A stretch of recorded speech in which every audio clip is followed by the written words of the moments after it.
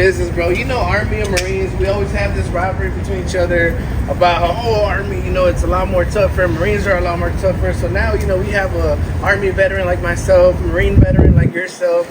Let's talk about how boot camp really was. In my understanding, bro, I really do think the Marines have it a little bit tougher than those in the Army. I don't think, you know, the boot camp for the Army is really that tough. I did infantry though, that was my MOS, so it was kind of tough. But I mean, boot camp for the most part wasn't like, you know, the hardest thing ever for us. But how was your experience though as a Marine? So I get down. I go to MEPS. MEPS, you know, I think that's for every branch, right? Yeah, we all get picked up from MEPS. That's where they look at your asshole, right? And they like spread it, and is that one, right? I think we all had that, bro. We definitely all had that shit. No, I think they do that because, hey, man, hold on. They did do that. You're not talking about the penicillin shot, right? When they right in the ass? You're not talking about that. No. That's that basic training. Yeah, that's what I'm thinking too. But at MEPS, that's when the first time you feel a little wind go up your ass. At least me, bro. I don't know if your ass been touched before, but at least me, bro. That was the first time, bro. I never had a woman be that close to my ass. Yeah, I remember having. You're talking about the full physical? Or? Yeah. Oh. I had a girl though. Did you have a guy? No. I'm pretty sure I had a girl too. Just for the record, we're just gonna say I had a girl. But, yeah, I mean, we might as well, right? I said I had a girl, so you might as well say that too. Okay, well, MEPS, my bad. We got off track. MEPS, get picked up, bus.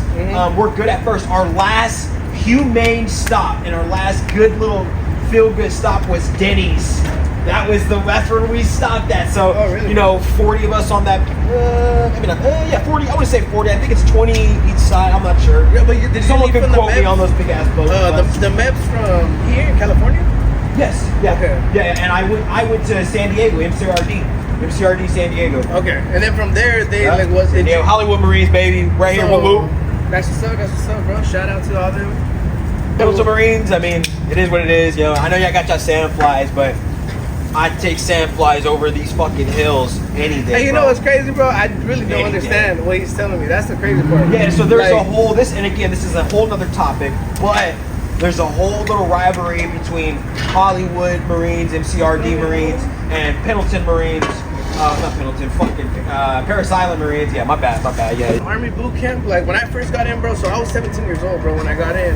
Oh, yeah, you were young. Yeah, dude, so I was honestly, bro, I was scared as fuck, bro, because I remember they took us on a plane all the way to Georgia. And in Georgia, when we got there, we had some airport food, you know, we ate something. It was good. Pretty good? I got like because he was like a little voucher, you know? Nah, fucking Michelada. I didn't drink at this point, bro. I didn't do nothing, bro. Me neither. Nothing, bro. But we're gonna get to that, bro. That's but I didn't do another shit, one. though. And right now we're talking about like the good side of us, you know? When we first came in, you know, we were pure, you know, not at least me, bro. I didn't do that much fucked up shit, bro. So when I say so I had never touched any drugs. None. I never touched any drugs. Not only that, I didn't even drink. Though I would say I drunk 3 times in my past before that Marine Corps. Damn, really? That was it, and they were all times with a lot of food. I was just having a beer with my buddy. Ironically, the same buddy who quit the Marine Corps because he couldn't handle it. That same dude. And after he quit, I stayed friends with him, dude. I mean, it's not his fault, man. Yeah, he just couldn't handle it. It's not for everybody. Yeah, and I think it's his. Hey, you know what, bro? No, honestly, bro, it's shit like that, bro, that makes me feel bad for those that are so patriotic, bro, and want to go and join the military, you know, make their parents proud. That's the crazy part. He always taught from a young age. I've known him since 7th grade. And he wanted to do it, and he did go in, and he went to boot camp, and I think he lasted about a month and a half before he quit, before he just couldn't handle it, and then he was That's what I'm saying. Like, I really do feel bad for everybody that has to go through that, because for me, I wasn't patriotic at all. Like you said, you know, a recruiter just came at the right time, bro. I remember getting there, drill sergeant comes. Drill sergeant is being like, he's being cool, bro. He's being like, all right, guys, come on, you know, let's go over here, let's move here. Everything was very smooth, you know, and then we started going to this thing called reception. They screamed at me before. No, hold on, my bad. My fault. That's just crazy. Like, you're being real. But you know, it's good because then you'll tell me the Marine experience. You're right. Because the Army experience, my bad. They do you like, you know, it's really nice, bro. You get there and they're just like, yeah, you know, you guys are the. What you there with the White Claw? Oh, I beg to differ. That's flaming, right? Smell like shit. Smell like shit.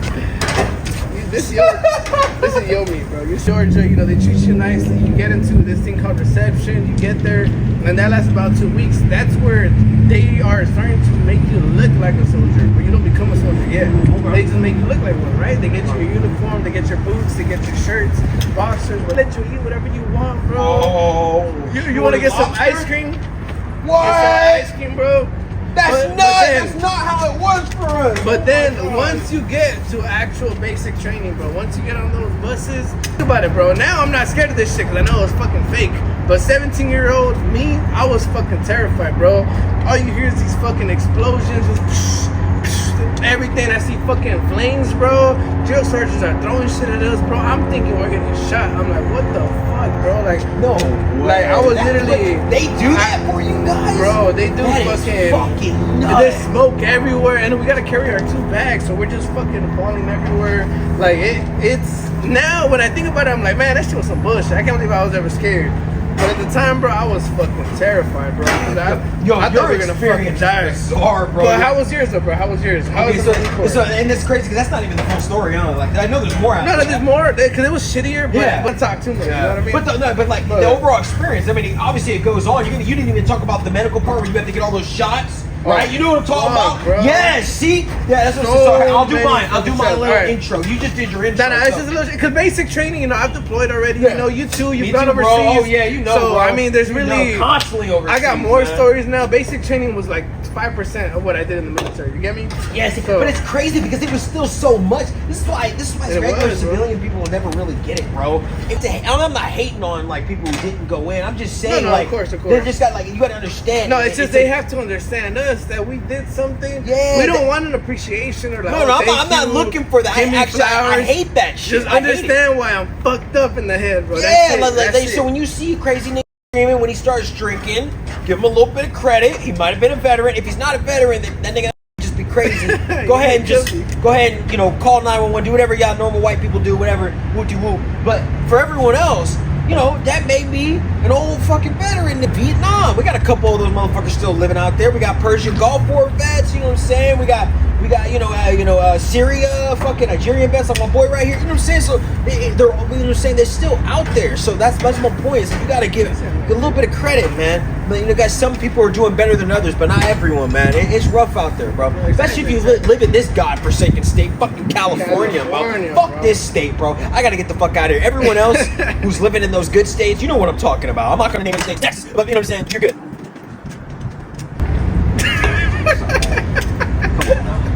Mr. Beast, Feastables, bro. What's up, babe? Imagine you just finished basic training. Okay, so I just got what was the story you told your friends? Because for me, I thought I was like really tough, and I was like, bro, I just came back from the army. Yo, you know what I mean? That was me. I went through a little trip, bro. Yeah. You know what I mean? So, you have your dog tags out? I had my dog tags out, bro. I went to a nightclub, bro, with my dog tags out. I had mine out too, bro. I had them underneath. I didn't have them out, but they were tucked. They were there. I just didn't have them out. That was my gate. And I know you guys don't believe it, but I'm black.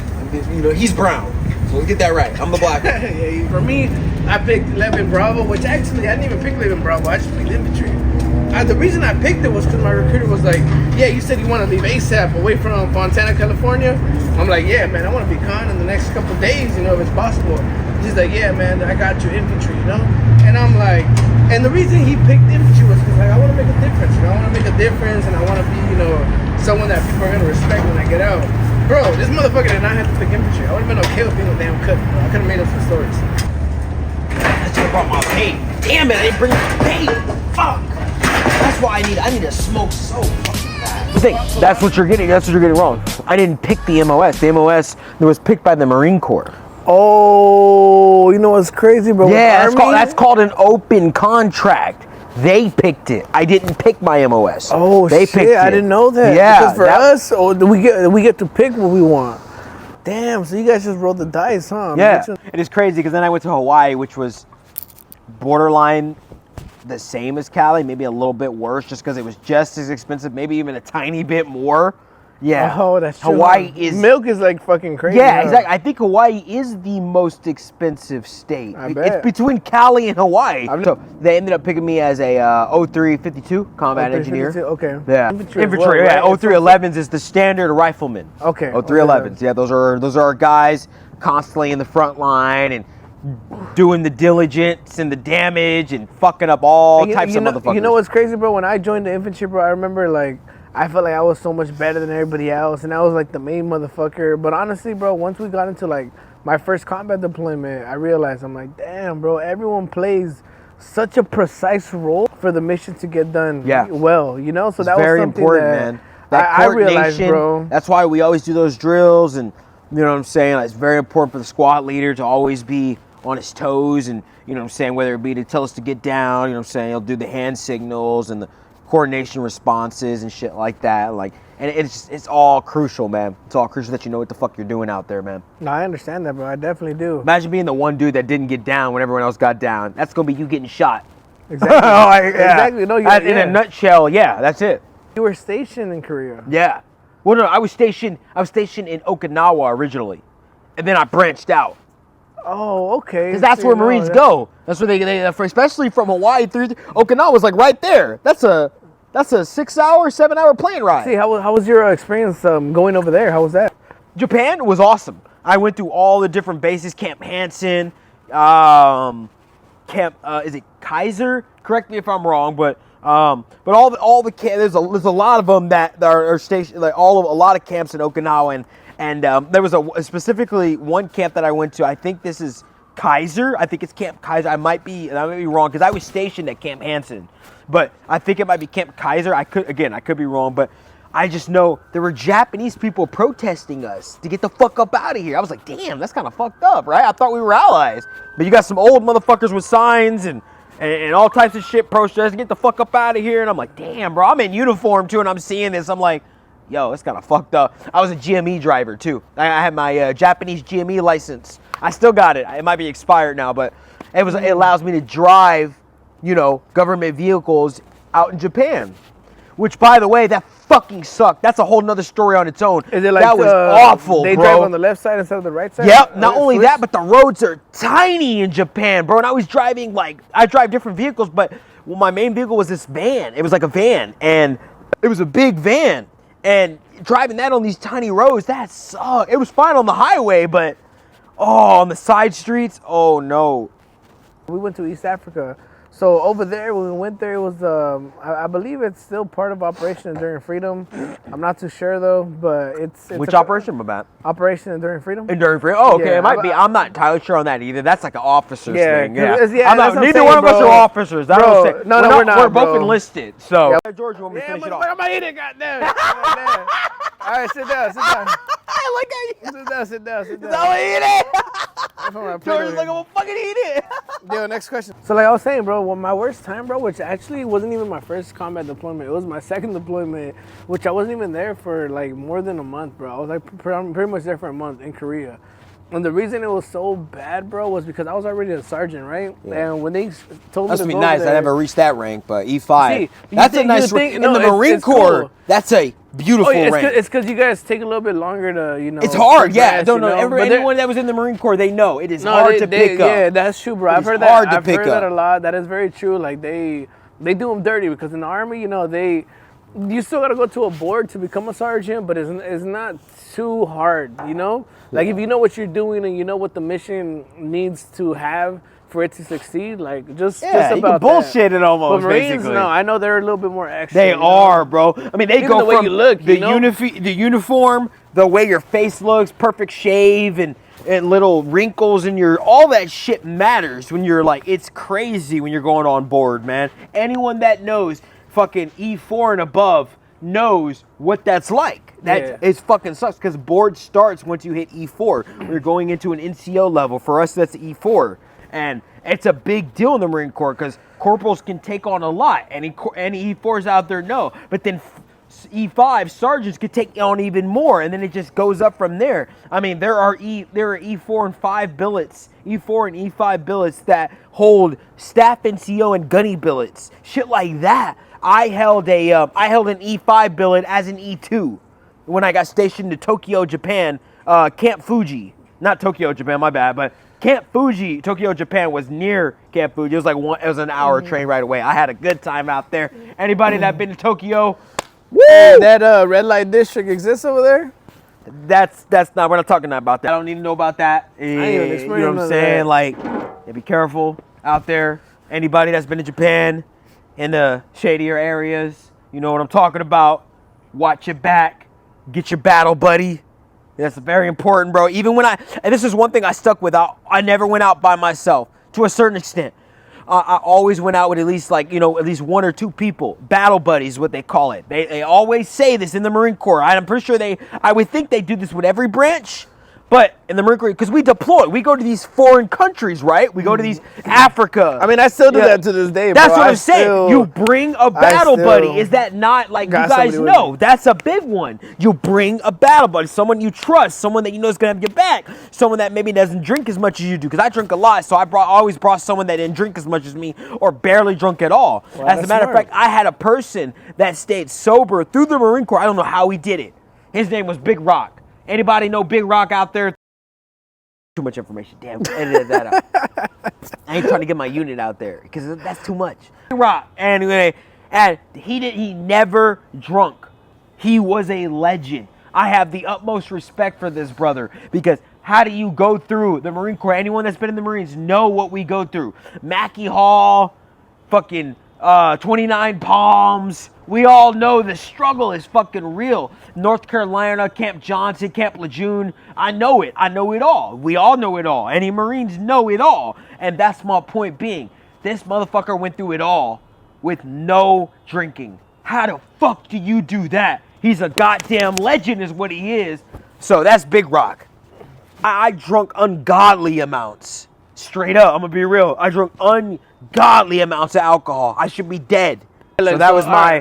What was the question before that though? I forgot. You ranted off again, bro. But it was good. But I mean, that's You good. can use it. Because I have not even told my people, my followers, like, you guys honestly have never heard of why I even got out the military. But I'm gonna tell you guys what happened. So I was with the 101st Airborne Division. We were over there in Fort Campbell, Kentucky. And when I went over there, this motherfucker just gonna go on his phone in the middle of a podcast, bro. like what the fuck, bro? I done heard your ass talking about some bullshit. I know, my bad. That's disrespectful. That's my fault. So it's crazy, you know. It's because my mom, she had got sick and she was starting to have a lot of seizures. So my little brother, he needed a place to go to because my mom wasn't stable. So I told my mom, I'm like, you know what? Send him to me and I'll take care of him for the meantime. So I was about 21. So young. My That's pretty drinking young. years, bro. You know, it was right How when many my people drinking take years. on a kid at 21? That's young. He got with me in the barracks, which was fucking crazy. Yeah, dude. And I had a good platoon, bro. It was cool, bro. They had our backs for everything. But so that's how it happened, right? So my little brother came into my life, but I was just transitioning to go to Fort Bliss, Texas. Yeah. The reason I picked Texas was because that was the closest I could get to him, just in case some shit happened or my mom got sick. So that's why I went to Bliss. Little did I know he was gonna be living with me already when I went to Fort Bliss. Right. So once I went over there, that's when I told him, hey, you know, like, I have my little brother with me, you know, like, I'm not gonna live in the barracks. I need to get a place. I need to get somewhere I can live at, you know, because I have my little brother with me. He's gonna be going to school. I can't be having him in no barracks. But Bliss, bro, I had the worst fucking NTOs there, bro. Like, not E6 and below, bro. They was cool with me, bro, and I respect y'all, and you know, I still love y'all for doing what y'all did in Korea for me. Above E6s? Yeah, bro, like first sergeant. Yeah, you know how they fucking helped me out? They were like, no, I don't even want to know. Hey, we're deploying to South Korea soon. All right, Sergeant Benitez, we'll put him on the first flight there. Like, what the fuck, bro? The first flight. I was on the fucking first flight there. That's fucked up. And so he was by himself, right? Isn't that what happened? The good thing was that I bought a house, right? So you guys don't know this, but the reason I bought my house in Texas was because of my little brother. That reason. Okay, So got you. once I went to Texas and my little brother, which was crazy, right? Because they put me on the first flight to go to Korea. And they told me, like, no, I don't care. You're going on the first flight. As far as we're concerned, you're single and you don't have a kid. And I was like, bro, we're going through the court process right now. Like, give it like 3 days and you'll get a paperwork from the You court. should have just kind of, I'm gonna be real. You should have just like blocked him. I You know, should have been but like see, not that's said what I shit to him should've and been done, like, bro. yeah, until like shit was going through and been like, hey, I got the paperwork. He's my legal fucking like son or But- whatever but like see type what- shit. bro, Yeah. but you know how it is, bro. When you join the military, you get brainwashed, you know. So I've never said no to anybody. I was always the type to like, no, let's go. You know, if you need me to go over here, that's cool. We gotta go over here overseas. Like I got it. Like Right. you know, I'll figure out my family situation. So this is the first time, you know, family was introduced to me at 21, Right. and I didn't know how to say no. So I was like, no, go ahead, just send me over there. So I was like, yo, first time, like this isn't my first deployment. This is the second time I'm going overseas. Like I'm obviously not scared. It's just I have my little brother here that I gotta watch for. You know, Right, my you mom, got business to take care of here at the States. Exactly. They don't So- understand that. They don't care. No, and they didn't. So like a month passed by, and that's when they finally were like, hey, you know, like we're realizing that, you know, you have someone to take care of back home. We went to go bro. They literally had like a whole investigation, and they sent me back over there. They sent somebody over there to go check my house, bro. Like he literally had to talk to one of the soldiers there, and I was like, what the heck, bro? Like you guys are at that point where you guys don't fucking believe me that I have a kid. Right. And they sent a soldier over there to go check my house and make sure somebody was there. And then they noticed there was a kid there by himself. And what the fuck do they do, bro? You would think that they're like, okay, you know what, Sergeant Benitez, he's being legit. He has a kid. He needs to come back home. No, what do? They gave me two options, bro. They told me, one is either you sign this paperwork and you decide to quit and join out the fucking military, which I didn't even fucking knew existed. Right. And then two was you call Child Protective Services on yourself, and once Child Protective Services picks him up, then we'll do an emergency leave for you to go back to the States. Wow. And then you have to get them out of the system, though. Exactly. And I'm like, how the fuck I wasted I all was this in money. those services. So I was in Child Protective Services. I didn't grow up with my mom and dad. Never met my dad. My mom was in and out of prison, so I grew up in the foster care system, and so so I know it. I know it. That's fucked up, by the way. That's fucked up. It's looking good out here. Oh my gosh. He said, catch. He's like, I'm not getting paid by the hour yet. This podcast What's up, ain't baby? making money What? yet. What's up? Nah, but honestly, Come so on, baby. what we got to talk about, bro, is God damn it! what was your worst experience in the Marines, bro? I told you mine. What was your worst experience in the Marines? Why the fuck would you throw it towards me? Because I didn't want it towards me. What the fuck? You could have picked that side when it was nobody. No. There's no. I can't do. That's not my opposite. I wouldn't have worked. This is my dominant hand, so I got the can. You know what I'm saying? Like, there's no way I couldn't have done that. It wouldn't have worked properly. We're good. You didn't get wet. You like crayons?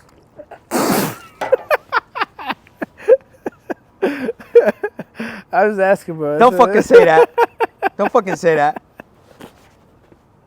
I was really committed and making myself in the best top physical shape that I possibly could during my time of service. That's cool, man. Because I feel like, you know, with Army, I was like that too. But I only got that once I went on my first Right. combat deployment. You know, that's when I finally understood, like, oh, I need to be in top tier shape. Or if not, you know, there's somebody else that's training just as hard as me, and he has a different fucking flag on. You know, I wasn't expected to see how powerful the United States Army is. Like, I did not know that, like, we are like the bullies out of all the countries. We are the big bad wolves, you know? Like, a lot of people don't understand that we're not like in the World War II era no more where, you know, they're shooting at us and we're shooting at them. Like, no, we took over. Like, America has such a strong military, and this goes from Army to Marines to Navy, Air Force. Like, we dominate in all areas. And that's what I'm saying. When the whole fucking bullshit about Marine Corps, Army,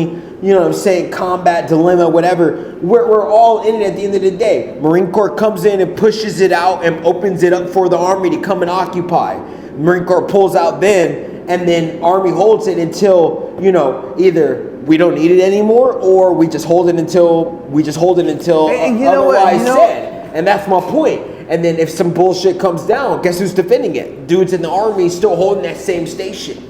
There's a bunch of fucking videos and movies about this shit. I've heard lots of stuff, you know, about how the Marines, you know, push first, and you guys are the first one to get through. You know, there's certain scenarios, but honestly, bro, that's the crazy part that I don't understand, because they always say the Marines push first, but at least everywhere that I've been at, or when I got to my unit and the stories that they told me that they encountered in Afghanistan, you know, in Iraq, Marines didn't push first in most of those scenarios. You know, that's the thing that I want to understand. Like, so you guys could understand, Marines, they are, you know, the ones that push first. You know, whenever some situation goes down, Marine does go first. Army, that's not our job. Army is, we go there to help the country be able to make their, military stronger. That way they could be able to kill their own fucking terrorist group, their own enemies. That's what we do. So that's the part that like is very interesting to me, because I never understood how the Marines push first. But at least for me personally, I've never seen much Marines. Throughout my whole career, like I didn't meet too many Marines. Like everybody that pushed through for us were Army, and I bet for you it was very similar too, right? Like throughout your career, you didn't meet much Army guys. Right? No, yeah, you're right. You're right. Yeah, I went to a couple Army bases. I went to a couple Air Force, Navy bases.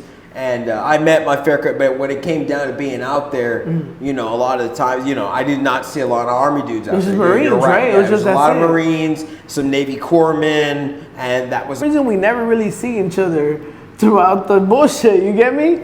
Because the Army is bigger than Marine Corps. That's what it comes down to. The Army has a lot more members than the Marine Corps, and it always will. The Army is the largest branch of military occupation that the USA has.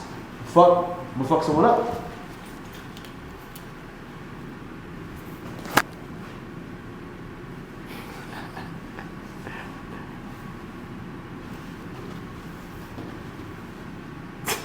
We good? Yeah, we good, bro. You gotta make sure, bro. Watching. Aside from, the differences between the Army and Marines, we both, put in an effort. Like I said, I was, 11 Bravo. Day, we did our due diligence. Exactly. This wasn't something that, some countries, shit like this is mandatory. You have to do this. And honestly, I agree with those countries. So one of the countries is North Korea. I don't know. I'm not an expert on the topic, but this is pretty much standard news. You can Google this. This isn't like, you don't got to take it from me if you don't believe me. I don't expect you to believe me.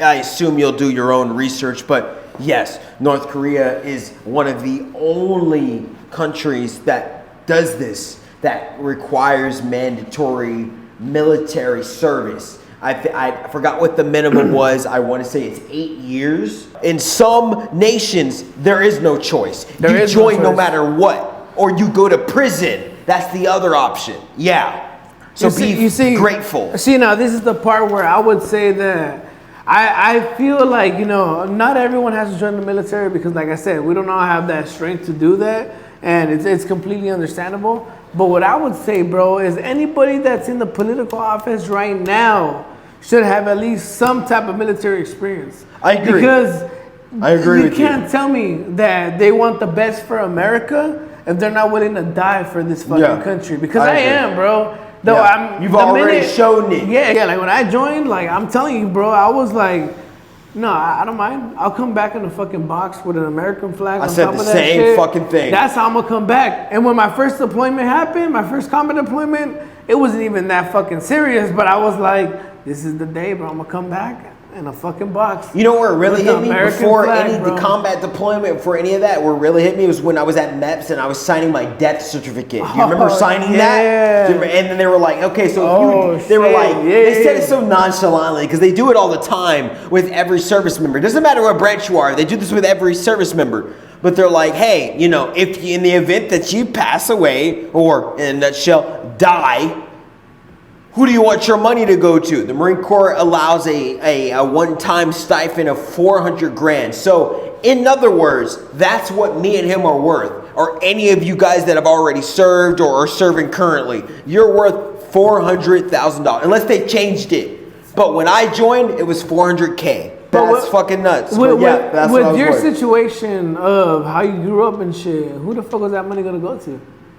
I mean, that's a topic for a whole nother video. I'm gonna be real. But honestly, I just put I think at the time I put my foster relative that was taking care of me, that I had left originally right throughout it, because I grew up in foster care. I didn't grow up with my actual mom and dad. So I grew up in the foster care system, and I left it to my foster care mother, essentially, because she was the only one that I knew that was taking care of me at the time. So I mean, I obviously didn't die. I did my due diligence and service, 5 years, and I'm still standing. So obviously that money didn't go to her, but I still talk to her, and that's who I turned it to. So if something had happened to me, that would have been the case. And I had it in lump sum, so she would have got a nice full check, $400K, if I had passed away. That's crazy. Yeah, for Yep. me, bro, I did like 30, 40% my mom. And then I did like 10% my brother, which is my little brother. Yeah. Because I didn't want him to be rich. I'm like, Yeah. nah, but you don't get like a little bit. But You're not gonna get something though, bro. bro. You're gonna get that would have been at least like Over 10 grand, bro. yeah, for sure. like You at know? least 20, 30K. I'm like 10% Out of is enough. 400K, what's 10% of $400,000? I don't know, bro. Yeah, I don't know either, but somebody in the comments will tell us. So yeah. So yeah, and I ended up doing, I think it was like 40, 10, and then like the other 50 was to my dad in Mexico. Yeah. Which would have been great because That's cool. You know what I'm saying? That's cool. Like You know what I'm saying? I wish I had met my father. I know that's a whole nother topic because we're doing military shit. That's a whole nother topic, bro. I never met my dad, but I'm Hispanic. My dad was the Hispanic side of me. That means I probably got like a dozen half cousins I've never met. Think about that. Half brothers and sisters I've never met. We're talking about an Hispanic dude. But you know what? Let's talk about. People don't understand that a lot of us that join the military, this is why we click so well. It's because we all got our own story. You get me? Like when I joined the military, I was like, my mom didn't want me at 17 years old. She fucking threw me away. I joined the fucking army. She signed those papers. And I fucking got sent to Tennessee. Like I thought I had such a bad fucking story. And then I come and meet this person right here. It's like, yeah, my name is Private this and that. Yeah, my dad was never in my life. Oh, my parents fucking died when I was 3. Oh, my mom was a drug addict. My dad was a drug addict. yeah, You know, that's it. you know, and you realize I'm like, damn, that's bro. People got worse stories than you. You know. That's what I'm saying, and that's why I take the story that I have with a grain of salt, and I'm like, you know, my story may suck, and I can go down and tell these motherfuckers on camera about my whole story and how fucked up it was, and how I didn't grow up with a mom or dad, and I grew up in foster care, and I could do all of that, but I don't want to. At the bottom line, I don't like talking about what was. I like talking about what is. And what is right now is I'm pulling myself out of the slump. I'm going to school, training myself, going to the gym, getting in the best shape of my life. And I'm choosing to go in that direction instead of the direction of pity. And with that being, you know, the worst of your time in your civilian life, our worst time in the Marines. Like, Hey, what was the so- part that was the worst? Really? I think it's just being away from home. Being away from home, okay. Yeah, that's I what see. really hits you, because I was, you know, you're supposed to, I think how it's supposed to work is you're not supposed to do longer than 6 months at a time before you go home and kind of like accumulate things and see family and friends, and that didn't happen for me. I went straight from doing a 6-month deployment. I went back to my duty station for a week and then deployed right back out to wherever I was supposed to deploy. And I didn't get a chance to really take a break. So that's where it got me, because, you know, a month into my next deployment, basically back to back, I was drinking and I was like, this sucks. But whatever, I got alcohol and I'm just pounding them down and just whatever, you know what I'm saying? Like to get through what, you know, the deployment and whatnot. And so No, I that get was what you definitely the mean, worst bro. time, because I did a lot of shit that was questionable. It's just, honestly, all the lives that were lost, you know, I think that's for me was the worst part. And it's not even combat related, bro. It's just the fact that just suicides are so high in the military, and I'm pretty sure it's for your branch as well. Oh, we have the But highest. I think that So was just to cut you off real quick, the Marine Corps specifically has the highest suicidal marks in any other branch. how many do you know as a Marine right now? So Like, I name know off their names. personally 3 Marines that killed themselves during my time. I had a dude that offed himself because his wife left him during deployment, Yeah. and he just didn't know what else to do, so he kills himself. That was fucked up. She took everything. She took his dog. So yes, I have a lot of stories about Marines doing themselves in, not even, you know what I'm saying, because of shit that happened. And that's how stressful and how it gets. And again, for the civilian personnel out there watching this, that's what it's like. That's what we go to. That's the fight that we have to fight every day.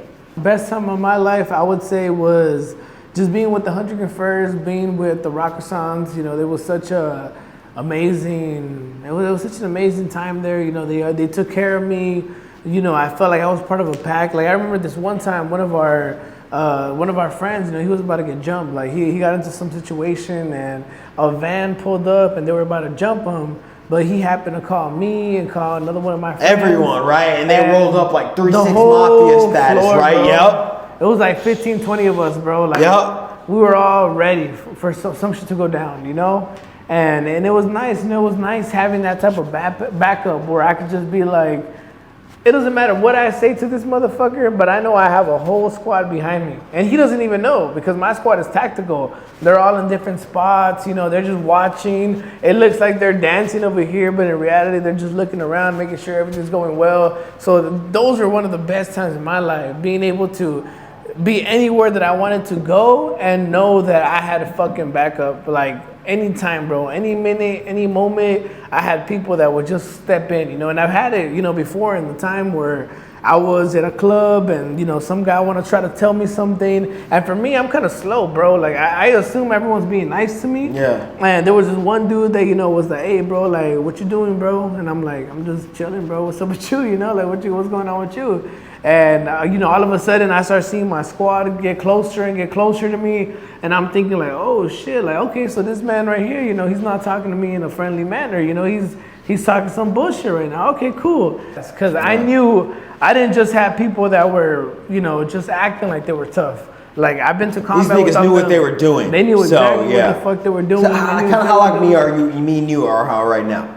Exactly. You know what I know what I'm doing. So if anything came down to it, exactly. That's the thing that you guys don't understand. That when you get out the military, like, yeah, we all wore a different uniform and we all were like super into our branches. But when you get out, we all get treated the same way. It's like, you know what? You're not useful for us anymore. Get the fuck out. And we all get thrown out through the same damn trash chute. So that's the thing that, like, I would say that between me and him, he's Marine, I was Army. If we were still in service, we'd probably be like, nah, fuck you, you know? Nah, fuck you.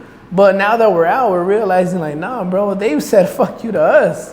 And now we're here and we have each other's back for stuff like this, you know? So that's the part that I would say. Now let's move into that topic of, since you got out the military, how has the transition been throughout your whole transition? How has it been?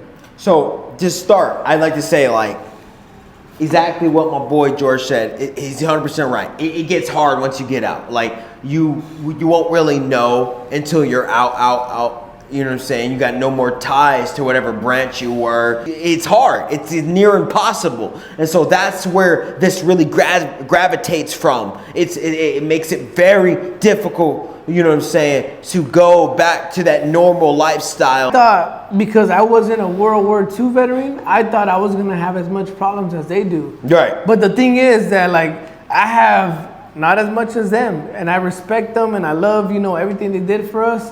But when I got out the Army, bro, it was one of the worst times of my life because I didn't realize how my fucking mind changed, you know? I had these anger problems, you know? I was fueled by energy drinks. I was fueled by alcohol. I was fueled by anger. So I was fueled by, alcohol and anger was the one. Everything, you know, everything that they told me, you know, we have to be fucking ready for this. You're a sergeant, you're this, you're that, you're infantry. And honestly, you know, it was one of those things that it was very troubling for me when I got out, because when I got out, they pretty much just kicked me out and they were just like, no, like, we don't need you no more, get the fuck out, you're done. They gave that sergeant rank to somebody else, kicked me to the curb, and it was very hard for me because it was like going through a breakup with something that I loved. You know, I was passionate about the Army. I was passionate about my job. Dude, my story, like, just real quick, I was forced out because of my injury that happened during the line of duty. You know what I'm saying? We were on a field op, and I was, you know, mid-field op, rucksack, you know what I'm saying, marching through with the rest of my guys, and I fell into a hole that I didn't see, and it took me out of commission permanently for over the time being, and I had to medically separate. That's the crazy part, that when I got out the Army, we were both fucked up. I went straight to the VA, and they were like, all right, you know, we're going to do exams from your, you know, head to your toes. Right. Exam of everything. And I was like, all right, whatever, bro. I never even been to a fucking hospital, so. Right. What possibly could I have, you know? Bro, as soon as all those results started coming back, they were like, all right, we need to do your first surgery for a dental surgery, because I had like my mouth that was messed up, and I was like, okay. That might have been just me though, you know, like, I guess, you know, so cool, I got a surgery and they told there. some bone marrow shit. No, then the second one was the bone marrow, bro. they were like, no, your ankle is fucked up. It's been fucked up for years now. Like, we need to fix this. And they ended up getting bone marrow from my hip, and they put it onto my ankle. Fuck. And dude, oh my Lord, after this, bro, you know, I was very depressed because I was this elite soldier, you know. I was this soldier that I got everything done. You could send me anywhere, and I was down for it, bro. I was the best infantryman you could have had, you know. And then for me to get told, you know, hey, you know, now you need ankle surgery. And then my next surgery for you guys that you guys don't know, you guys will see me soon. You know, I'm going to have a surgery with my shoulder because it's dislocated. I have it's called an AC separation joint. Yeah. And now they need to fix that on my shoulder. And then after that, they got to work on my back and then my neck. So like, you know, that's one of the things that like I think were my biggest troubles, because in the Army, I was this person that had no injuries. But I did have injuries. That's the thing. The only problem. Shit! I know. The boys in blue. They moving in. They looking for me. That was one of my like toughest, you know, struggles that I had. You know, was the fact that I had to deal with all the injuries, and as well, you know, I was married. I had my girl was pregnant, so she was about to have a baby as well. Yeah. And it was super rough. Lucky for me, I had my house, which was a good investment that I was able to do. But I know some other people, as yourself, you know, you say that it was rough coming out the Army, after military, out the Marines, because they give you somewhere to live at, but then when they kick you out, they're just like, all right, go ahead. Figure it out. That's it. Figure it the fuck out. They say figure it out, yeah. And now that's where your story comes in. How did you have to figure it out? Like, where did you go to live after the Marines?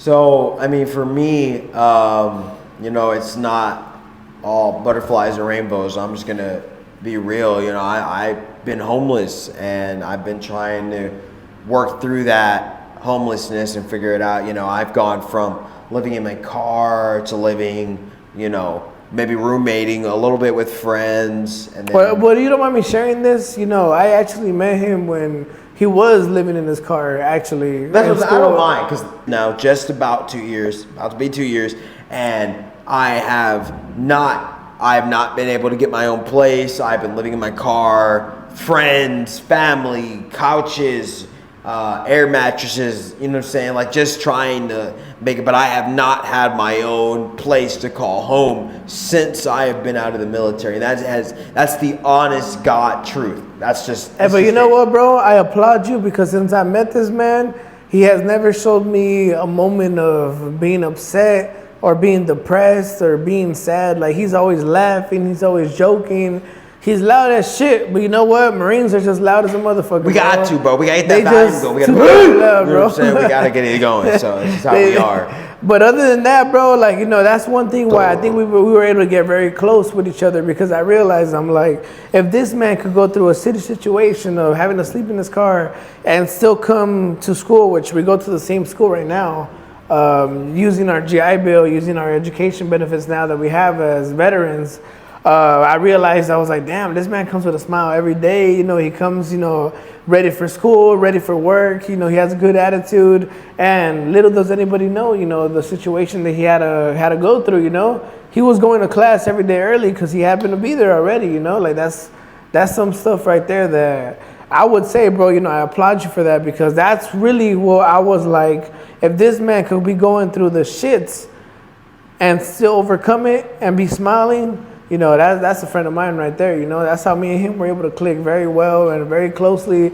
And I told him, you know, I'm like, hey, you know, my life was never like this either, you know. I just happened to put my faith in God, and I'm trying to, you know, maybe help him God too. did well by you, you know what I'm saying? That, like, you know? put your faith in God, man, because, like, you see my boy George, he lives, this is all of this, everything you're seeing right now, this is all him, bro. I live in a, I'm not even going to say it, bro. I live in the slums and shacks and you know what I'm saying, basically borderline on the streets, and you know what I mean, like, it's obviously humbled me, but it's like, you know, I was never doing that good from the begin with, you know what I'm saying. I was always living kind of poor, and you know, I grew up on the, you know, very poor sides of the economy and stuff, so it's like, that's still the case for me. So nothing's really changed in my regard to, like, life and living poor and living, you know what I'm saying. Eventually I'd like to pull myself out, but this is just how it is right now for me. This is just reality on where I'm at. It's not easy, but it is my current reality, and I'm going to fight and continue to press forward to make it work out the best I can for me.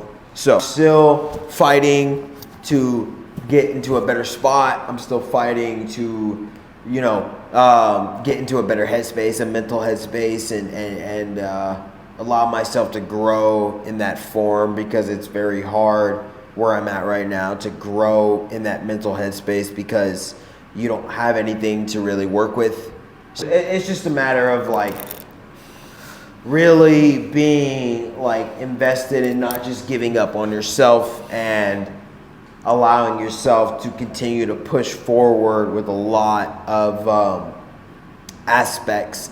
See, I would say that how my transition has been since I've been out was, you know, very rough as well. I had moments, bro, that I remember I cried, bro. I was just very lost. You know, I didn't know where I was gonna get to. I didn't know where my life was gonna be at now. Infantry is something you just can't transition into no civilian jobs. You can't shoot a motherfucker in the face in no other job, you know? So it's like, it was, I mean, I guess there's some jobs still. That cop fucked that person up, huh? Yeah. No. And to not get off topic, how has it been since I've been out?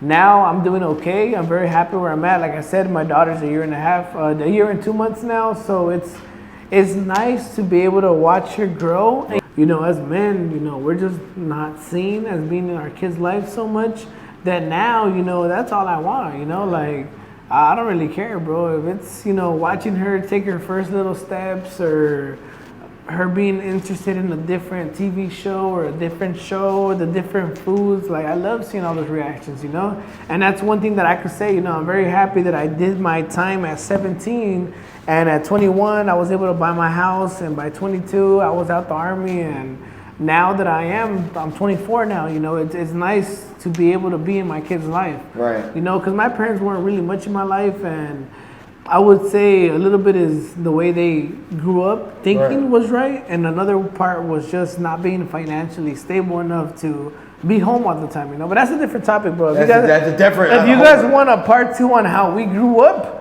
now that's a story to talk about, you know. That's that's a whole nother topic right there. I come from immigrant parents. He comes from a foster care system. Straight out of Compton. You know, straight like Ice Cube, Eminem, Dr. Dre, Eazy-E. Yep, straight out of there. Yeah, I grew up in that area. Hey, you guys want to hear that second part, bro? I'll definitely love to bring Jay back out here to come out here, you know, really speak on that story. And hey, I appreciate you, brother, for coming here, man. It was such an awesome episode. Thank you for your words, bro. I appreciate you, bro, and I hope I can see you again soon. Yeah, I appreciate it, man. Ain't nobody you can trust like a veteran, bro. That's what it comes down to, bro. We're the same. At the end of the day, we've all been through it. We all know what's up, and there ain't nobody you can get able to fucking put your trust into like a fellow veteran, bro. Because they're the only motherfuckers on the street that out there that know what it was like to go through what we went through. Peace. Have a good one. Yo,